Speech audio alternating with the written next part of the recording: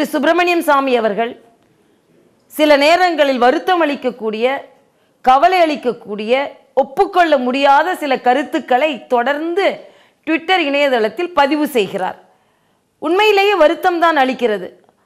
ஆனாலும் அது அவரது சொந்த கருத்துக்கள் என்ற முறையில் அதற்கான நடவடிக்கைகளை நாங்கள் எடுக்க முடியாது. ஆனாலும் இந்த கருத்துக்கள் எங்களுக்கு பிரச்சனைகளை உண்டு செய்கிறது. இதனால் இங்கே உள்ள அரசியலில் சலசலப்பு ஏற்படுகிறது என்ற தகவலை எங்களது பொறுப்பாளராக இருக்கும் மேலிட பொறுப்பாளர்களிடம் நாங்கள் தெளிவாக தெரிவித்து விட்டோம்.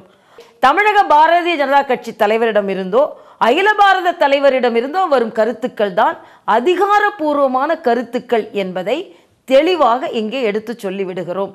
ஏனென்றால் சொந்த கருத்துக்களுக்கெல்லாம் நான் பதில் சொல்லிக் கொண்டிருந்தால் பின்பு அதற்கு நேரம் போதாது, அரசியலின் சலசலப்பை அடக்கவும் முடியாது. சுப்பிரமணியன் சுவாமி பிஜேபியில் என்னவா இருக்கிறாருங்கிறது தான் முக்கியம். அவர் அந்த கட்சியில் தலைமையில் இருக்கிறாரா, பொறுப்பில் இருக்கிறாரா அப்படிங்கிறதால முக்கியம். அவர் தொடர்ந்து அந்த கட்சியில் இருக்கிறாருங்கிறது தான் முக்கியம். அவர் மீது இதுவரைக்கும் அந்த கட்சி எந்த ஒழுங்கு நடவடிக்கையும் எடுக்கலை.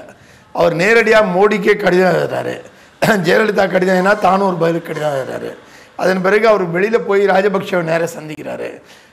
அவங்க அந்நிய விவகார குழுனுக்கு பிஜேபி அமைக்கக்கூடிய ஒரு குழுவில் அதிகாரப்பூர்வமாக சுப்பிரமணியன் சாமி உறுப்பினராக வச்சுருக்காங்க.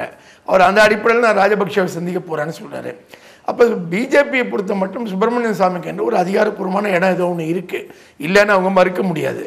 ரெண்டாவது, அவர் கருத்து அவருடைய தனிப்பட்ட கருத்து அப்படின்னு சொன்னால் அது கட்சிக்கு விரோதமான கருத்தாக இருக்கும்போது கட்சி அவரால் நடவடிக்கை எடுக்கணும். ஆனால் அந்த மாதிரி எந்த நடவடிக்கையும் இது வரைக்கும் மாநில அமைப்பு எடுத்தது கிடையாது, மத்திய அமைப்பு எடுத்தது கிடையாது.